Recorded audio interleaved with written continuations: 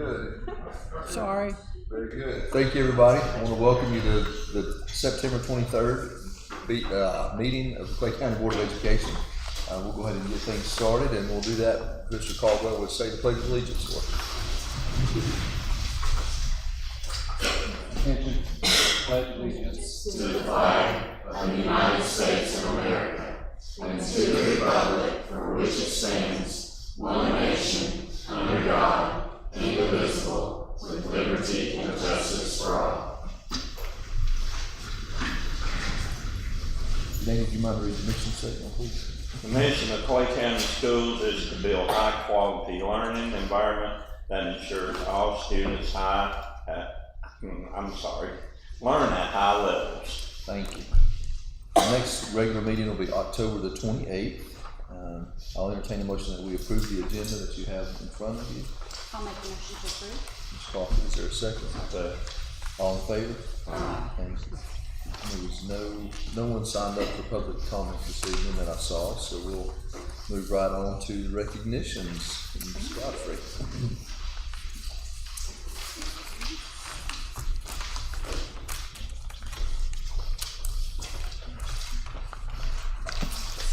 So back in the summer, we recognized a few substitutes that we identified as being super substitutes. And unfortunately, we weren't able to have everybody here because people were enjoying summer vacation and traveling and doing all the things. And so we wanted to do kind of a part two and recognize some of those subs that couldn't be here the first go round. And so the way we identify a super sub is somebody that subbed over 50 school days during the 23-24 school year. And so we were able to recognize some of those subs previously, and we had 3 that were not able to be here, but we were able to get 2 of them here tonight. So if I could have Turner Guidry come on up, and also Chris Batchelder come on up, recognizing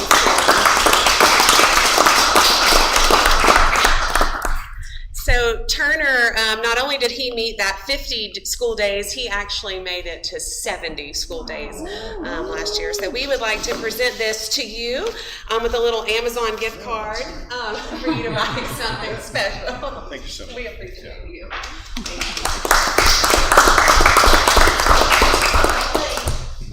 Don't leave, we gotta get a picture. Yep. We also have Miss Chris Batchelder, and she subbed a total of 56 days, and we've actually snagged her. She's currently working at our middle school as our reading tutor through Communities for Students, but that's a part-time gig, so she can still sub, but we're thankful. Yeah, so we're thankful to have her in both roles here on our campus, and very thankful for Miss Chris. Thank you.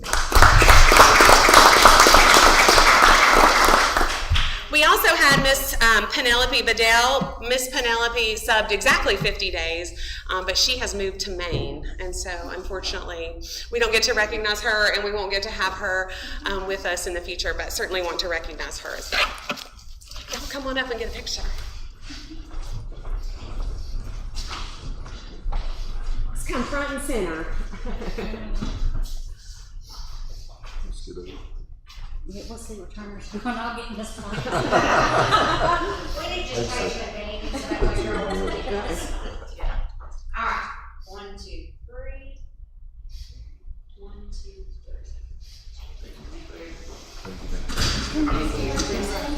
Thank you. Thank you, guys.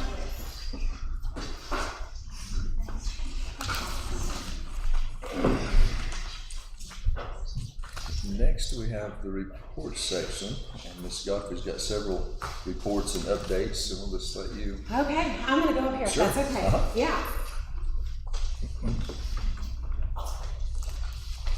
So we'll get started with the superintendent report and have lots to share, so please bear with me. First, I want to just talk a minute about social media.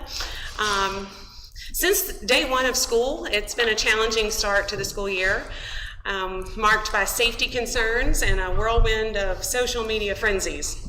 And I know that all of these issues weigh heavily on the minds of our parents and our community members. However, the spread of misinformation or incomplete information can cause unnecessary fear and confusion making it difficult for us to focus on what matters most, which is creating a safe and supportive learning environments for students and staff. Unfortunately, many times we don't even know what the questions or frustrations are until we read about them on social media, and by then it's often too late to productively problem solve. We're not a perfect organization. We face challenges just like anyone else. When concerns arise, we always welcome the opportunity to problem solve together. Unfortunately, many times that chance is taken away when people jump to conclusions based on incomplete or incorrect information. It causes tension and prevents us from finding positive solutions. I wish everyone could see the love, support, and kindness and wholesomeness that flows through our district every day.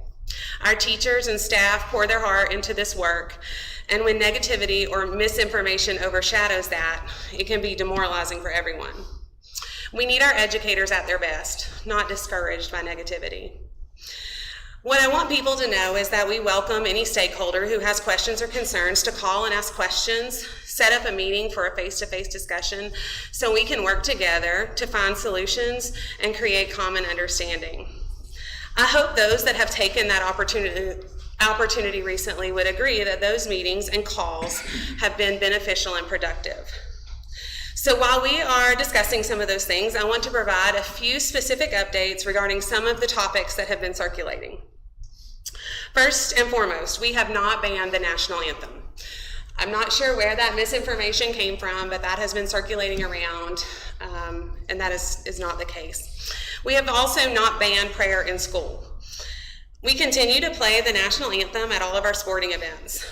There was one incident, I believe it was last week or week before last, where we had to move our varsity football game to Thursday because of predicted weather.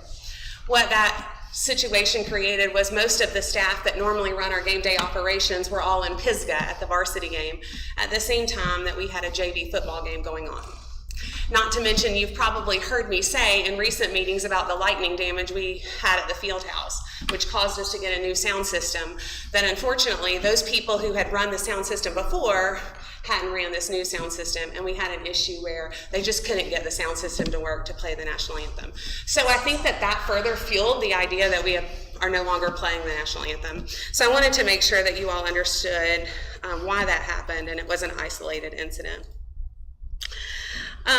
As for prayer in schools, this topic was included in our back-to-school trainings along with several other topics. Our staff was trained on the Parent Bill of Rights, as well as substance abuse, and religion in schools was included in that. There have been no recent changes regarding prayer in school. Mandated prayer in school was deemed unconstitutional in 1962, meaning that teachers cannot require students to pray, but students certainly do have the right to pray and do pray at school. For those that wish to. I also want to touch briefly on Title IX. There have been updates to Title IX recently. For those who may not know, Title IX is a law that has been in place since 1972 and has gone through several updates and changes since then. The most recent change was a new set of regulations that went into effect on August 1st of this year. We met with our attorney during closed session on August 26th, the date of our August board meeting, and also the first day of school, to discuss these regulations. While these regulations had been on our radar for a while, there were many lawsuits regarding these regulations, including 26 states. So for much of the summer, there was uncertainty as to whether the new regulations would actually go into effect or if they would be delayed due to the pending cases. There was no delay in these regulations going into effect, so at our August board meeting, we went into closed session with the board attorney to discuss the implications of these new regulations. So I want to give you just a brief update on that and what it includes. Also to say to you that it is an ever-changing landscape, and we're doing the best we can to keep up with it as it continually changes. So Title IX is a federal law applicable to school systems that has long provided protections against discrimination based on sex. Recent court decisions and new federal regulations under Title IX have expanded its scope, including protections for individuals based on their sexual orientation and gender identity. This means that students and staff who identify differently from their biological sex cannot be discriminated against and are entitled to the same opportunities everyone else enjoys in our schools. With these changes come varying perspectives and legal challenges. Across the country, lawsuits have been filed in response to these regulations. In a notable case, Kansas versus the United States Department of Education, an injunction was issued that prevents the Department of Education from enforcing these new rules in any school nationwide with students whose parents are members or student members of 3 specific organizations: Young America's Foundation, Female Athletes United, and Moms for Liberty. At this time, all 4 of our schools are currently covered under this injunction, meaning the new regulations are not enforceable by the U.S. Department of Education in our schools at this time. Our current practices remain unchanged, and we continue to prioritize the well-being of all of our students. Safety is always our top priority. We understand that these changes may raise questions or concerns. Please know that our district is committed to maintaining a safe, inclusive, and respectful environment for every student. We will continue to monitor the changing legal landscape and provide updates as necessary. So, go back to where I was. In terms of safety, obviously safety has been a hot topic around our country, in our region, in our state, and even here locally. I really appreciate those that have called and asked questions, provided feedback, and sought clarity about safety questions or concerns. Safety is a priority for us, and there have been many steps we have taken and continue to take to ensure the safety of our campus. There are times we can't disclose information due to confidentiality or an ongoing investigation, particularly when it comes to safety concerns. I acknowledge that this can be frustrating. There are other times that we don't share specifics of our safety protocols to ensure the integrity of them. But we welcome feedback from our stakeholders and will provide whatever information is available. A few examples I can provide is that on the evening that there was a threat specific to Hayesville High School, a notification was sent out to Hayesville High School families through Remind and through Facebook. It was also shared to the district Facebook page. The reason that it was shared to Hayesville High School is because it was specific to Hayesville High School. It happened after hours, not during school, and the threat was neutralized that evening. So I was advised to share that out with high school parents. I got some feedback saying, we really, since we're all here on one campus, we really would have liked to have had that information no matter what school we attend. And so I took that to heart, and anything after that needed to be shared regarding safety, I shared with everybody. So I want people to realize that when people give us feedback, when we can adjust or when we can provide additional information, we do, because we want our stakeholders to feel informed and valued. I also realized that there was a lot of frustration about the lack of details shared about that threat. Primarily that was because of an ongoing investigation, but I did work with the sheriff's office to say our parents and our stakeholders really would like more information, and so they worked with me and put out additional information. So just want people to know that when they have safety concerns or questions, that I welcome those questions. I'm happy to have conversations about that, and when and where we can answer questions or provide clarity, we certainly will. So, on to some more exciting, upbeat information. I want to talk to you a little bit about Hayesville Intermediate School. Let you know that last Friday, a week ago Friday, we applied for another a needs-based capital grant for $12 million for an elementary school. You can receive awards for up to $42 million for an elementary school, so I'm hoping that our need for only $12 million will serve us well. I do know that we will probably be at the bottom of the list because of the grants we've previously received, but I do believe I made a very convincing argument about our need to complete this project and make it a 3-8 school while we're under construction, and how much money that will save in the long run if we can do it while we're already on site and in the process. So I do not know what the timeline is for those awards, but we'll keep our fingers crossed and hope that turns out in our favor. I want to share with you some of the things that have happened over the last couple of months with the project, because what I often hear is, I don't see a building going up, so what's happening? So I want to share with you some of the things that have been going on. One of the things is that the driveway that goes up from the bus garage to behind the Rock Gym, that has been regraded. We have a retention pond that's down here behind the bus garage, between maintenance and the bus garage. And when the plans were initially created for our school, they wanted to put in a very expensive stormwater drain system. You guys have heard me talk about that. That was somewhere around $300,000 for that stormwater system. And our folks really worked with the engineers to say, we have this retention pond, it's in good shape, it's never overflowed. Can we consider, we're not changing our square footage up here, so can we consider if that pond will work? And the engineers accepted that. They redrew the plans. We've had to do some cleaning out and things with that, but that work has been done. The drive that goes up from the bus garage over toward the pods, that's been regraded and stone base installed. There was a boiler underneath the auditorium that served the rock gym and also the middle school. We have redone the air conditioning and heat in the rock gym and relocated that boiler temporarily to serve the middle school. But when the middle school is demoed, that boiler can go away and both of the buildings will be self-sufficient without the need for that boiler to continue. There was an old septic tank that had to be removed and that had to be filled in. We were planning on removing one 10,000 gallon oil tank, and come to find out there were two. We did not know that there was a second one back there. That second one had 8,600 gallons of contaminated fuel that had to be pumped out and removed. So that was an expense we weren't expecting, but I'm thankful to say those have both been removed, and we have a picture of one of them that was, I don't know, this picture really doesn't do justice to how large that tank is, but that was actually this afternoon. I happen to have gotten a glance of that. But we did have to have that one tank pumped out and that hauled off, but I'm very thankful that there was no contamination in the soil. And so that was a big worry with that tank us not knowing it was there and being full of fuel. So thankful for that.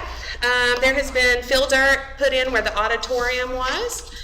There has been significant work on water lines and sewer lines, as well as storm drainage.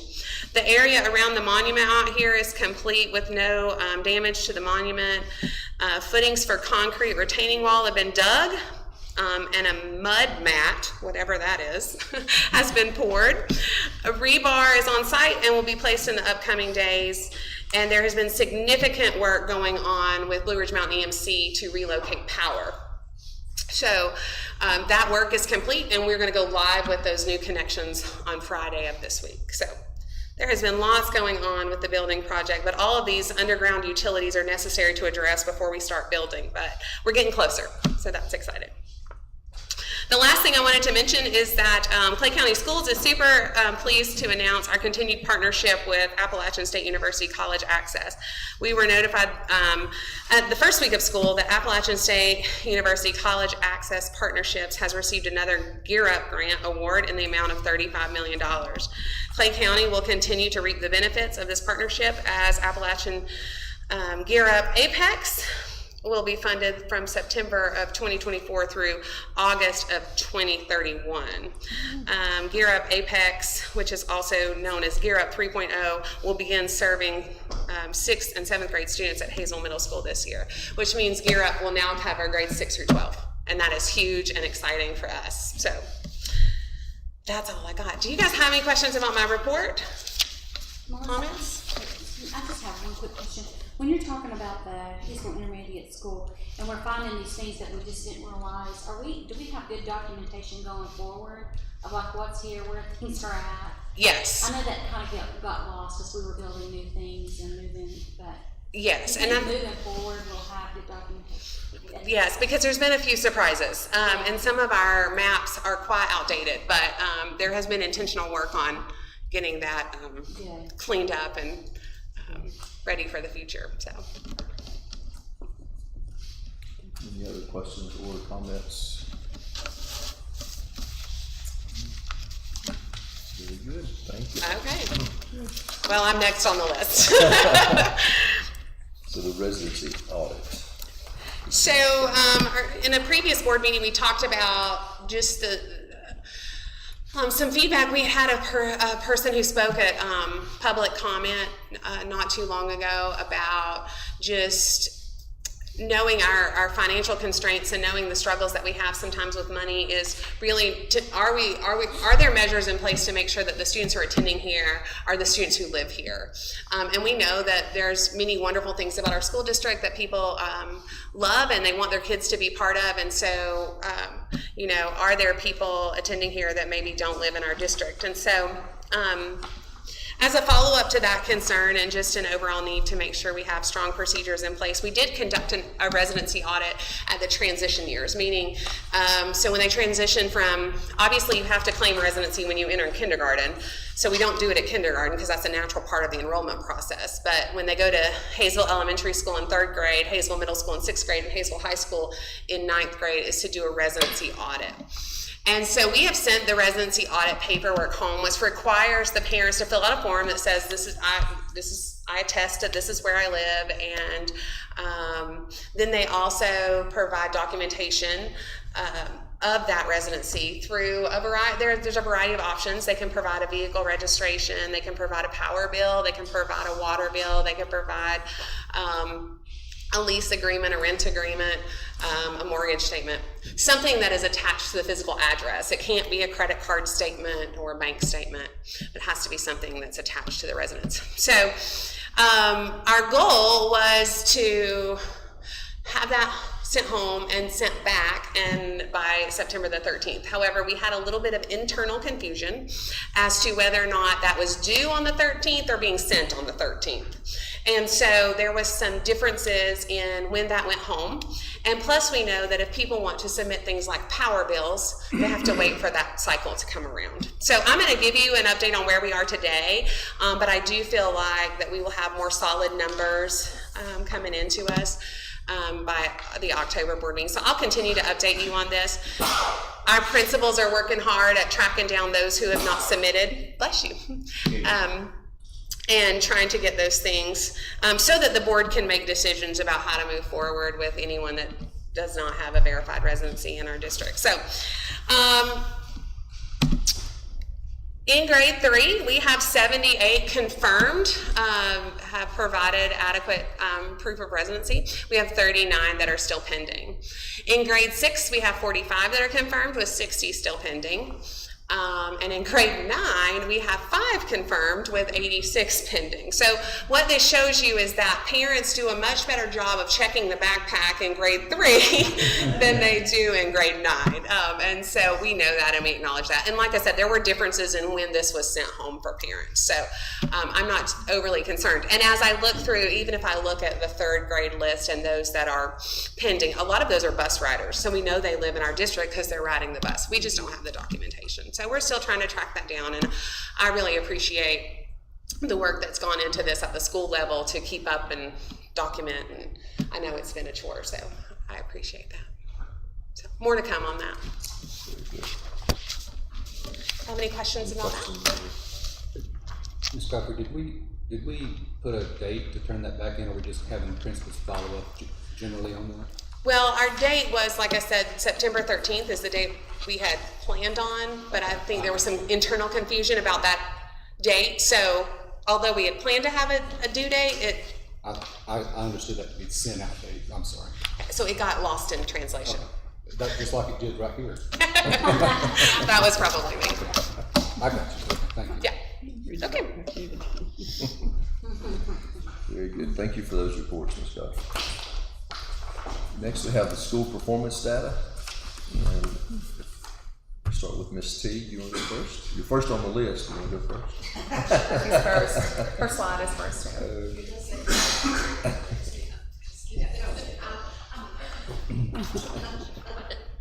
So we have lots to celebrate at the elementary school. We did maintain a B again this year, and we met growth again this year. So all really good things happening. We had a few big celebrations that I really wanted to make sure were pointed out. A lot of great things are happening in our 3rd grade. Every year they're knocking it out of the park with their scores. They were the 2nd highest scoring district in the state for 3rd grade math scores with 79.7% proficient.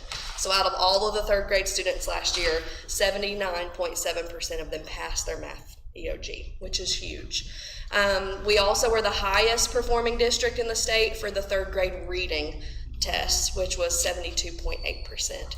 And I'm sure you guys have heard a lot with third grade and the reading requirements, that all the testing that's required in third grade, and so that's huge for them to have met that goal by the end of the year.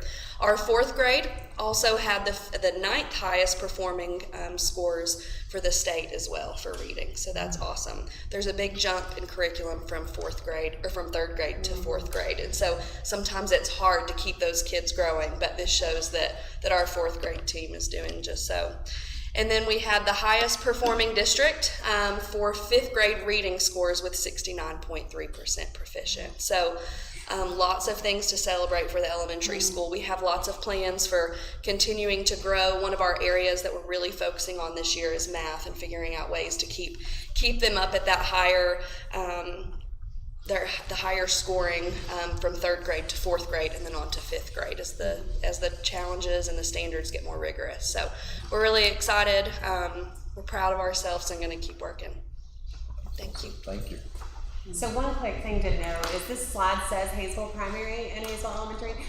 So basically, however, the elementary school scores is replicated for primary school because they don't have this data to collect for them. But what this does show is what a great job Hayesville Primary School is doing in sending students to elementary school that are ready to learn and ready to succeed. And so huge kudos to Hayesville Primary School, because without a strong foundation in K2, we wouldn't be seeing these results in 3-5. So. I'm sandwiched in the middle. Saddle. Sandwiched in the middle. So some of our big celebrations Hayesville Elementary is making it very tough for us with all those magnificent scores. So we're going to have to work doubly hard to kind of stay up with the Joneses, I guess, or the Teagues maybe. So some of our big celebrations, and one that we definitely wanted to highlight was the sixth grade math. The seventh highest performing district in the state, and then they also met growth with their 67.3 proficiency. Then we went down a little bit more with the seventh grade math scores. We were the highest district in the far west region, which if you think about like our conference, that's what we consider the far west. The highest performing in the far west for our sixth grade reading scores. And then our math scores was at a 81% proficiency. So we did stay at the same school score. We're not happy with that. We've acknowledged it. We're ripping the Band-Aid off and we're moving forward and no excuses. So these guys better be ready for us next year. I don't know if you have any questions for me. Any questions or comments? Yeah. Thank you.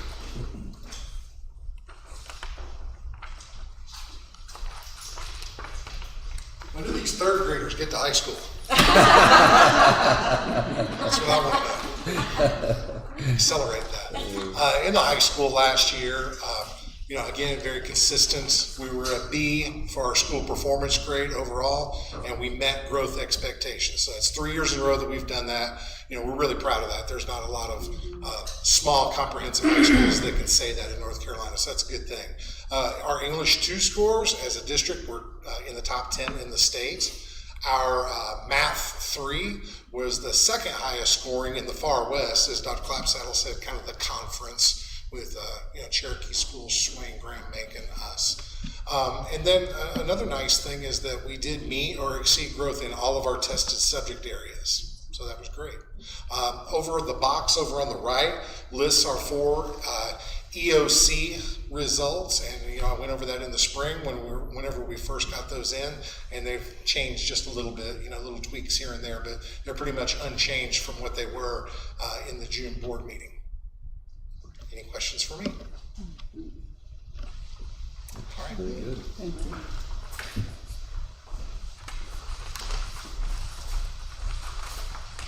So I'm going to share some information about the district overall, but before I do that, I want to draw attention to board members. You have in your packet behind the slideshow, you have a packet that just looks like a spreadsheet. And so what that has for you is, if you'll look at the top corner, it will tell you the grade level and the subject area. And it is set up just like this slide you see on the screen, where it has The far western 14 counties, which are known as the Western Region. So you can see how each subject and each grade level compared to everyone in the Western Region. And then you can see how we compared everyone in the far west. And so I think that one of the things that's really important is not only to see those overall proficiency scores, but say, you know, sometimes when you see 68% or you see 51%, that might not sound very great, but then when you compare it to those across the region and across the state, it gives you a little bit of a point of reference. And so I want to share with you a little bit also before I get to that. On that sheet, you will also see what the state average was for that subject and that grade level. You will see if we were how much we were above or below the state average. You will see the EVOS score for that subject and grade level.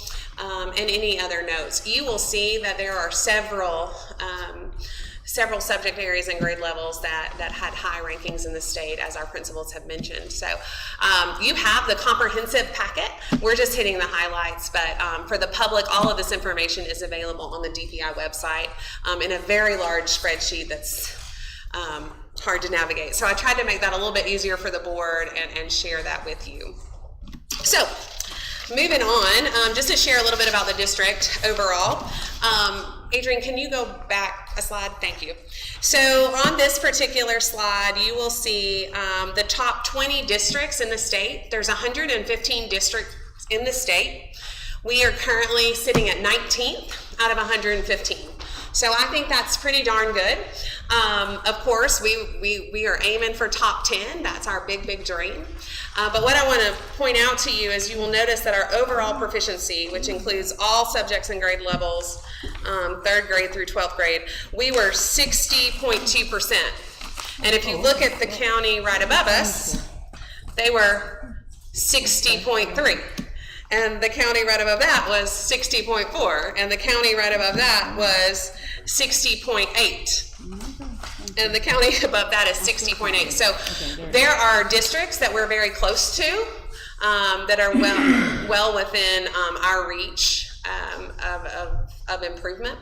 And we need based on this year's data, we need 2.2% increase in proficiency to be in the top 10. So that, in the big scheme of things, 19th is wonderful, but if our goal is top 10, we need 2.2%. Of course, data changes from year to year, but to me, 2% is very doable, and I look forward to celebrating our success next year.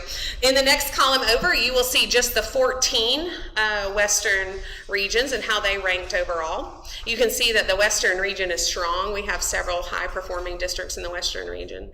And then finally, you'll see the Far West, which we include to be Clay, Cherokee, Macon, Swain, and Graham, just those counties that are closest to us in this neck of the woods.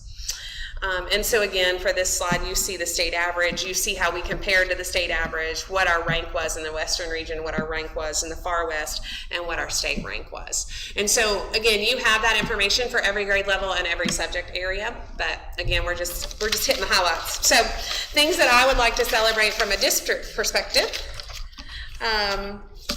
is.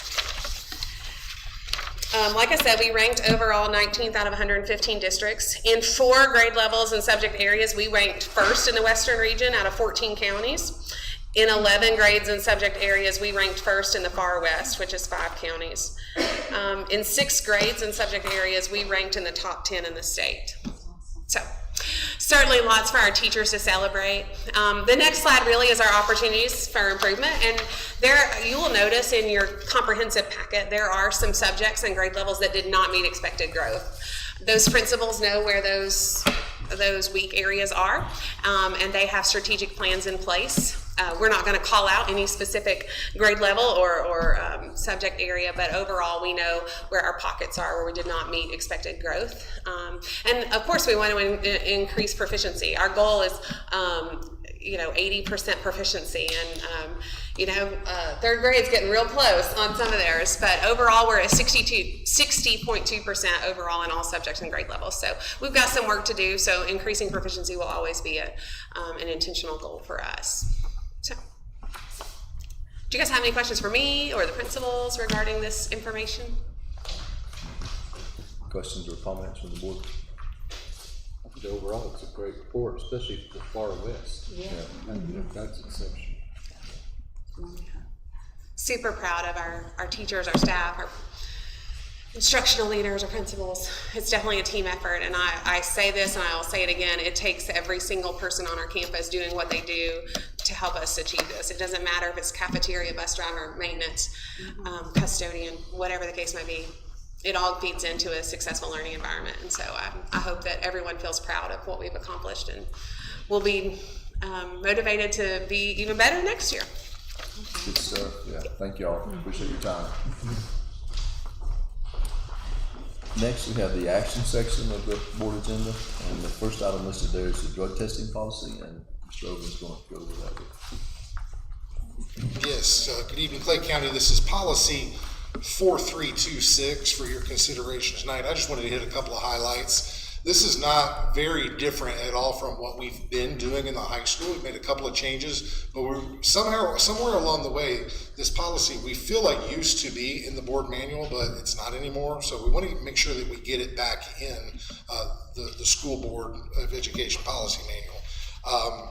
So our purpose here with the whole student athlete drug testing program is not to catch them, not to punish them. It's to educate, prevent, and that's really the purpose of this program. It's been very successful.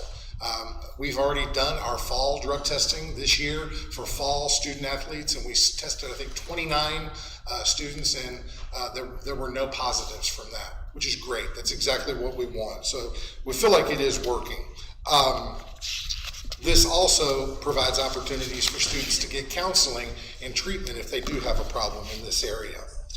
So I mentioned athletics. This does cover all interscholastic athletics at the high school. And then also we've added in 7th and 8th grade students who participate in JV sports, okay, from the middle school. So they would be eligible for random testing.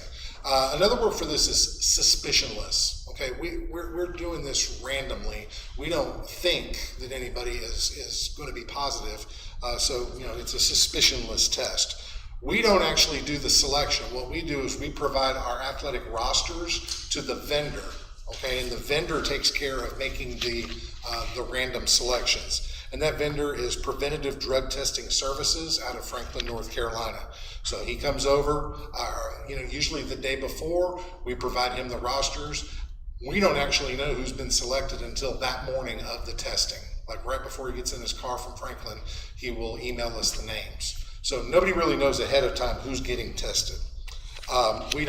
School staff never touches cups, never touches labels. We're not part of that physical chain of custody whatsoever. We're in that area to monitor, to make sure that students are where they're supposed to be and not wandering off, that everything's being done orderly. We're really supervising more than anything. And other than that, the vendor takes care of everything. This does include written consent ahead of time. It's part of our athletic packet that students have to have their parents sign off and acknowledge that they are subject to this random drug testing. We require that be done once per school year. So if a student participates in 3 different sports during the year, they really only have to get that form signed off one time. We strive for 20% sampling each time we do it. What the vendor is testing for is drugs such as marijuana, barbiturates, cocaine, opioids, including fentanyl, amphetamines, those type of Schedule II narcotics. Okay, this could be done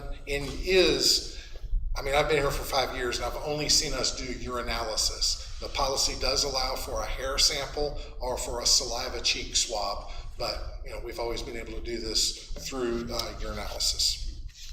I would point out that in this process, sometimes we do get positives from students who are taking prescribed medication from a doctor. And we understand that. In particular, there's some ADHD medications that will show up as amphetamines. And, as long as we have that prescription on file in the student's health record, or the parent can show us the prescription, then we understand that. So, that's not a concern there.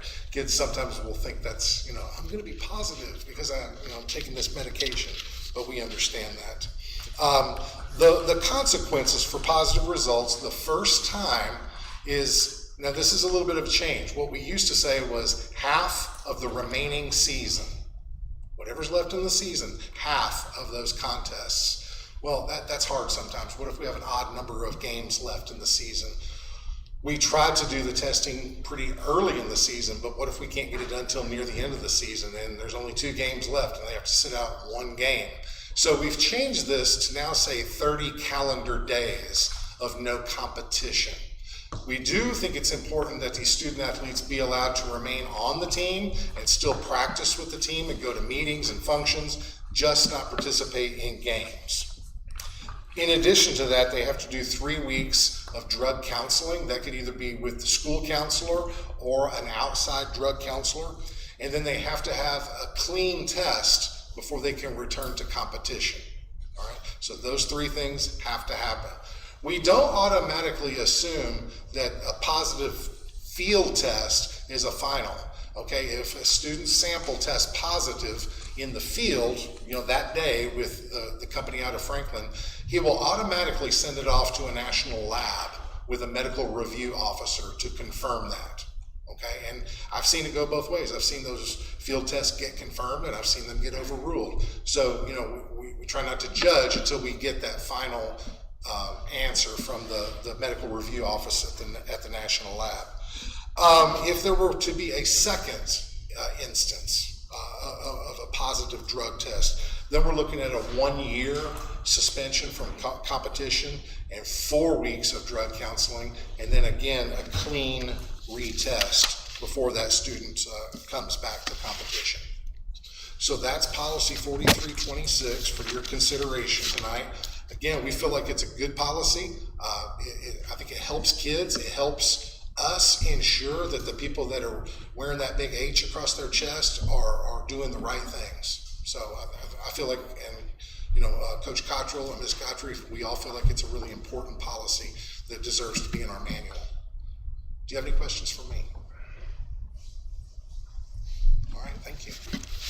I do want to point out that this is really the same policy that's been an athletic policy for years. It's just now in a board policy format. I think some of those policies got, wish I was talking about it being in there and it wasn't, when we converted the original policy that was all those binders back there in the closet to the digital format that the state school board association set up. A lot of those, I guess, kind of in-house policies or homemade policies, so to speak, were left out. And so that's probably, my guess is what happened with this one. It was an in-house policy that was written up based on the athletic paperwork and got missed originally. Well, and this came to our attention because the board, there was an issue last year with drug testing, and one of our board members was contacted with concerns, and there's really no board policy for the board to fall back on. So that's really when it came to our attention that maybe it might need to be looked at. It's one of the things that I know that it in a way it strengthens our athletic program, because the kids know that they are going to be held accountable, and so that may encourage some of them not to experiment. I know it just enters my mind that it would be something that other students would benefit from as well. So I don't know how to facilitate that, but I think my understanding of this is that drug testing is tied to a privilege. Whether some districts, if you park on campus and you drive on campus, that's considered your privilege, and you're going to be drug tested as a result.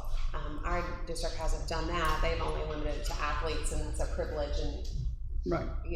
It's tied to a privilege. So most of the schools in our conference have this policy in place, or a similar policy, but it is limited to either sports and or parking on campus, and so I'm not sure the legalities of testing everybody, but that just might be something that could be looked at in the future.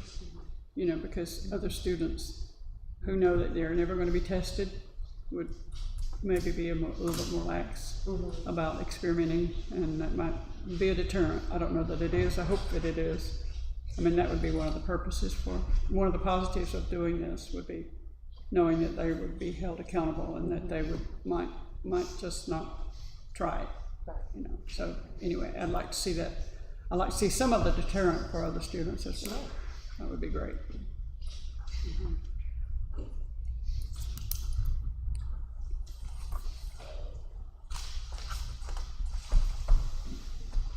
Any other questions or comments?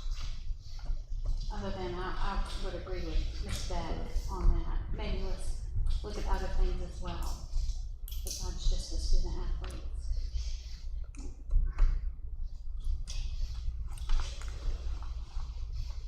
Very good. Thank you. Thank you, Ms. Beck. Any other comments or questions? If not, I'll entertain a motion that we approve the random drug testing policy 4326. Mr. Jones makes a motion. Mr. Caldwell seconds. All in favor? Aye. All right, thank you. Thank you, Mr. Owen. Appreciate your work on that. And next we have the Young Harris College Student Interim Memorandum of Understanding. And you should have a copy of this in your folders. Well, actually, it's in you did make a copy of it, yes. So this is just a renewal. We do this every year with Young Harris College. They send us student teachers. They are either here for observation only, or then they'll move into student teaching. And we work along with the principals to decide who best those student teachers would fit with, and then work with those teachers, see if they're interested in having a student teacher or an observer in their classroom. There's agreement signed, the principal signs it, the teacher signs it, and then I sign it, and I send it back to Young Harris College, and they take care of the background checks and all of that. So we're just looking to continue that partnership with Young Harris College, and they truly appreciate what we're doing. They've reached out several times this year.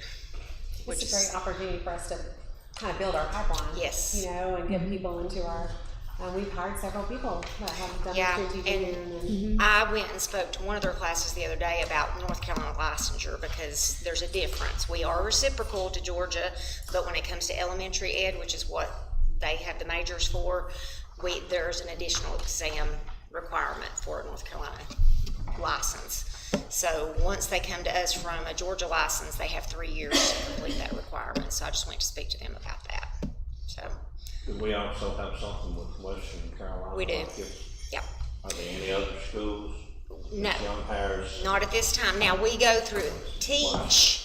Teach NC is also what you call an EPP, an Educator Preparation Program that we work with, but that's more for residency license people who already have a bachelor's degree and they're working through those classes to earn a teacher certification, but they have enough college hours to get credit to go ahead and get a North Carolina initial license, which is a probationary license, to meet those requirements. Once they meet all those requirements, they can apply for a full license through North Carolina. So those are the three main ones we work with. And Westerns is open-ended. We signed it in 2023. I actually just reviewed it just to make sure it was still, and they didn't have a closure date on that one. It's just an open-ended agreement starting June 6th of 2023. I'm just seeking approval to continue. Any other questions or comments regarding this MOU? If not, I'll entertain a motion that we approve that as presented. I'll make a motion to approve. I'll second that. Ms. Beck, second. All in favor? Aye. Thank you. Thank you, Amy. And next, we have the budget resolution with Ms. Hollingsworth.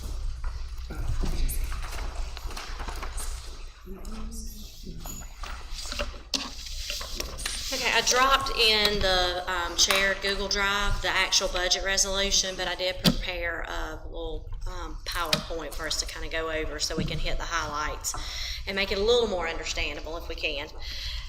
The first page we have in the actual budget resolution goes over the local current expense fund. The total revenues and expenditures for the local current expense fund is $1,994,716. This includes the continuation of the 1.5% local supplement for certified teachers, and that this year is going to be a range from about $615 per teacher to about $1,251. And again, that depends on where they fall on the salary schedule and what that 1.5% calculation is.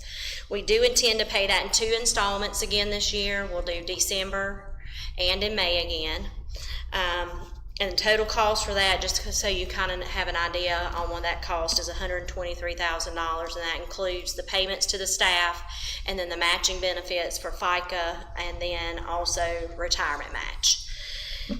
The local current expense fund also includes local supplements for principals, athletics and co-curricular supplements, league fees that are associated with athletics, EMS and security at athletic events, charters for excess miles. So a lot of times, instead of using either activity bus or a yellow bus, we will opt, if we go really far out of our area, that we will do a charter bus. And then athletic insurance and anything else related to athletic comes out of the local current expense fund.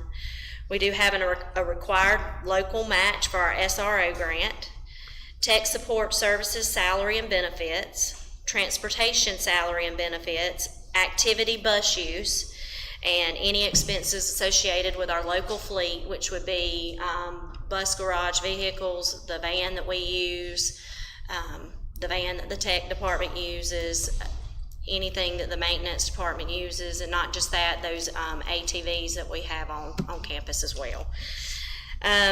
Communications, electricity, water and sewer, heating, fuel, maintenance, repair parts, and maintenance contracts. Fiscal services and HR expenses. This would include professional development, local travel, W-2s, 1099s, check stock, any hardware and software needs for the finance department or the HR department, background checks, and any kind of membership dues and fees. I know Angel has to be a part of the personnel administrators of North Carolina, as well as myself. I have to be associated with the North Carolina Association of School Business Officials. North Carolina School Board Association annual fees, workers' comp, employer dental and basic life insurance, board supplements, North Carolina School Board trust policies, any insurance for our local vehicles, attorney fees, audit fees, any superintendent local supplements, membership fees, professional development like for the board or for Ms. Godfrey or anything else that's central office related, supplies and materials for the central office, any other board expenses, and any charter school payments. So that just kind of gives you a big idea of what all we pay out of the local current expense fund. The next slide kind of shows you where percentage-wise all that money goes. So the big piece that I wanted you to see was that 63% of it goes to our support and development, actually our operational support services, which includes our utilities. That takes up a large cost of that. Maintenance, repairs, parts that they have to buy on a day-to-day basis, for small repairs, for large repairs. Any of our maintenance contracts that we're not able to take out of small schools money comes out of the local current expense fund. So you see that's the majority of what we're paying is just our regular operational expenses for our buildings out of local current expense fund. All right, the next part of the budget resolution is the state public school fund. We have $13,060,804 in budgeted revenue and expenditures. This includes a 1.55% to a 7.05% increase for certified staff, any certified instructional support and assistant principals, and that is dependent upon where they fall on the salary schedule and their years of experience. 3% increase for principals and effective January 1st, growth based on best of 3 years, which would be 2022, 23, and 24. And then the ADM will also include pre-K moving forward. A 3% increase for non-certified and central office staff. Continuation of supplemental funds for teacher compensation, and just preliminary rough figures. I've got that estimated to be about $242 for the whole year, which is 2 installments of $2,121, and that'll be paid again in December and in May. Retirement match, and actually retirement match went down from last year. It's 24.04%, and last year was 25.02%. And then employer health insurance, $8,095, which is up from last year, which was $7,557. Now, a different way to look at the state public school fund is just to visualize how much we are paying out in salaries and benefits from our state funds. Over 95% of our budget goes to our salaries and benefits, so that's a huge amount. And I wanted to highlight the top 10 out of 26 different funding sources that flow through the state public school fund. The classroom teachers, which is a position allotment, right now that's 56.9 positions, but they have not taken into account student counts as of yet. We will get adjusted throughout the year for that. $4,580,613. The small county supplemental funding, $1,820,000.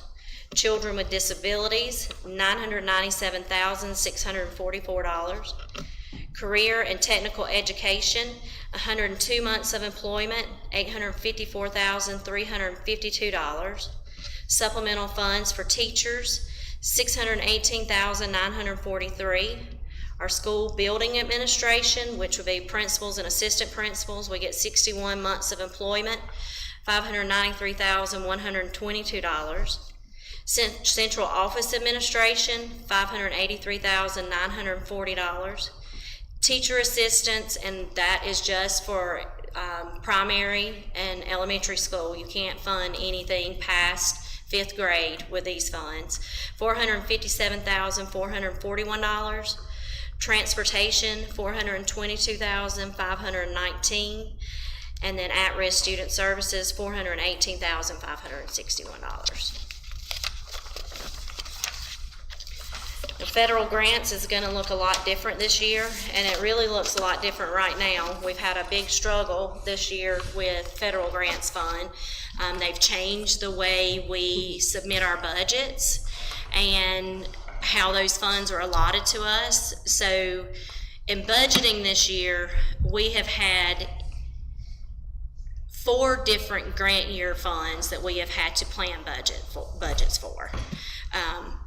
ESSER was one of them, and then our normal allotments, IDEA, CTE, Title I, just the other normal allotments. So you're not going to see much right now budgeted because we're still waiting on a lot of approvals. Because not only has it been a burden for us, but them just figuring out the whole new way of doing things at the state level, that has been a challenge as well. And not only that, the communication between our finance software and what we have to use to submit the budgets and the plan, all of that, it just takes a lot to pull it all together, and so they're still working on approving budgets. So right now, $137,530 is what we have budgeted in federal grants fund, and CTE, IDEA Target Assist, and then ESSER 3 math enrichment are the ones that we have budgeted right now. We will see the rest of those funds over the next couple of months. We'll do amendments to add those. It is going to be a lot less than what we have seen since COVID because the ESSER funds are expiring at the end of this month. So we have to be done spending those at the end of September. Schools Food Service Fund. Total budgeted revenue and expenses, $1,236,100. This also includes a 3% increase that all non-certified and central office staff received. And then of the budgeted revenue, we are anticipating around $800,000 to be CEP. We're not clear yet. This is the first year, of course, operating that program. And then you know, after we get a whole year under our belt, it'll be a lot easier to make those projections. We'll have a better idea after one full month of operation in September, and then once we have more definite figures, then we'll come back and we'll adjust the budget accordingly. The capital outlay fund, total budgeted revenue and expenses, $122,003. This includes $66,124. This is the county appropriation. What they did is they gave us a $66,124, and the intent was us to be able to use it as needed, but when they budgeted it at the county level, it's sitting in the capital appropriation. So what we have to do is ask them to transfer what we need to cover the $500 local supplement for non-certified staff over to local current expense fund. So we will do that. Once they get approval at the county level, we'll move those funds, and then we're going to leave $21,000 in the capital outlay fund for capital expenses. The disposal of the property, Bethabara Road, $55,879 is what we receive for that, and that is in the capital outlay fund. We are pretty restricted as to the use for that, and we do have to use it through capital outlay. And then we do have some ongoing lottery and the repair and renovation projects, and we will budget those as budget amendments as we have a more clear picture after we get through with some of the audited figures on what our construction and progress was at the end of last year, and then we have some outstanding applications that we'll need to actually do a budget for once those are approved. And just to give you an idea on the capital outlay fund, as far as where we stand with the ADM, the lottery, and the repair and renovation fund balances, as of July 30th, which is the last reporting that they have available on the website, the ADM fund, which requires that one-to-one match, we had $50,731. The lottery fund, $215,471. Annual distributions are usually between $80,000 to $90,000, so we can expect about that much to be distributed to those funds this year. And then the R&R funds, $891,282, and then to date, we have received $1.3 million in those funds over the past few years, and we've spent approximately $408,718 in those funds.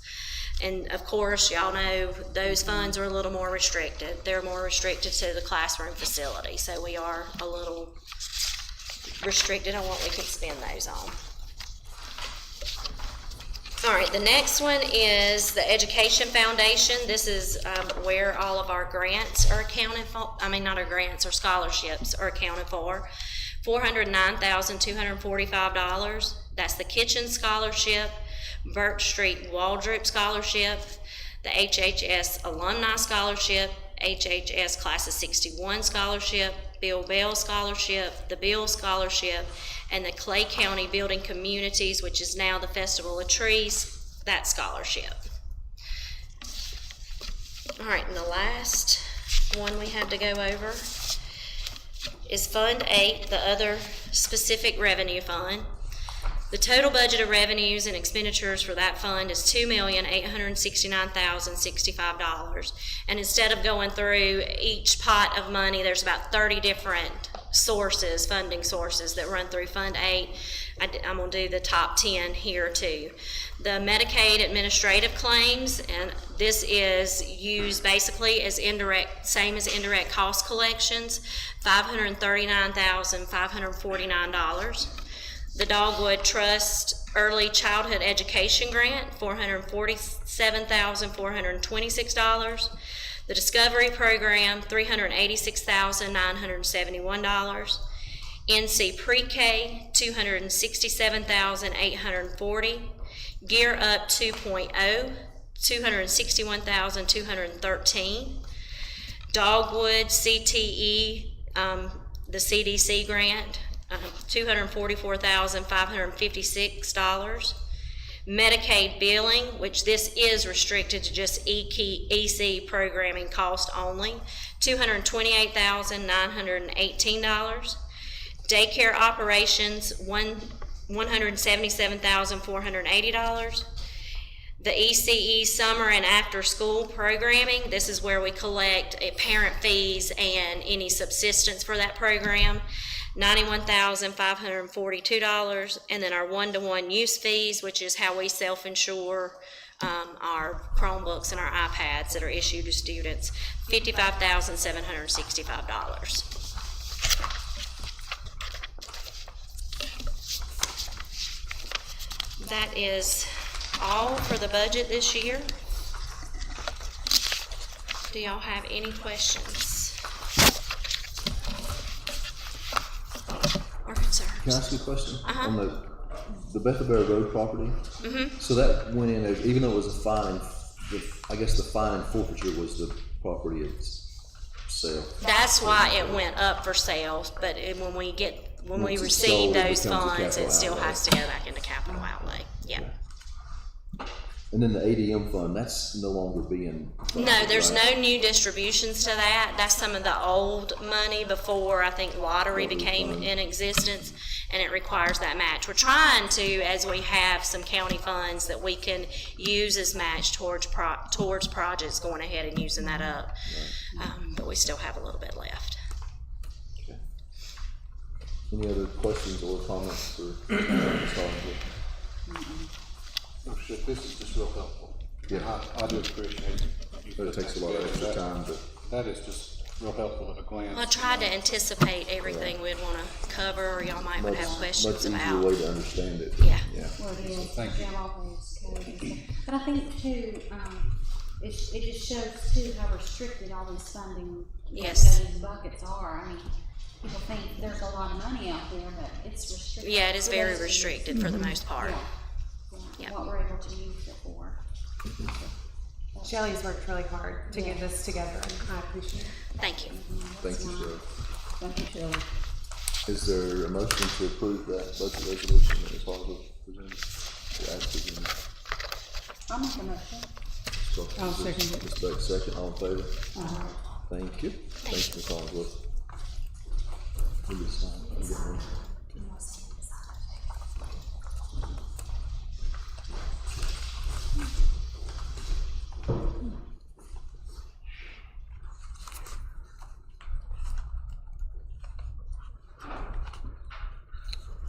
And next, we have the approval of the consent agenda.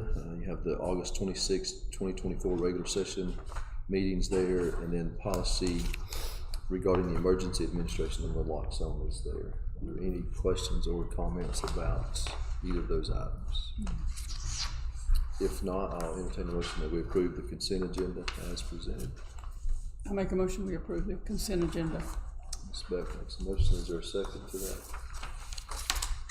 I'll second. Mr. Caldwell seconds, all in favor? Thank you. And the next section there is information, and I'm actually gonna go ahead and entertain a motion that we go into closed session. Before we do that, that's just a walk down to look at the weight room, so anybody that wants to leave can leave, and then we can walk down, look at the weight room, and come back to finish closed session, so. We wanted to have an opportunity, Coach Steels has done a bass fishing tournament for the last couple of years, and it's been a great fundraiser, and she's raised a lot of funds, but I thought it would be a great opportunity for the board to see kind of where that money that she's bringing in and where it's going and what it's done, and so she's invited us down for a visit, and I think that is really great. Before you do that, can I say one thing I forgot to say earlier? Sure. In regards to the grant application for the $12 million to finish out the elementary wing of this building, does require a 5% match on the county's part. And I failed to mention that the county did agree to that, and I'm very appreciative of that, and I should have said that when I was talking about it, and I didn't do that, and so I wanted to just say that now and express my appreciation for the county being willing. Some of the grants have not required a match, and this one does. So again, I don't know if they'll ever, if they'll have to make good on that. I hope they do, but their willingness to do that means a lot to me, and I know it does to us as a school system. So I just want to acknowledge that. You did say 5%? 5%. So $600,000. Right. Yeah. I was doing the math. Yeah, I was helping you out with that. I was just wanting to be sure I had 5%. You got it. Okay. Very good. So is there a motion that we go into closed session?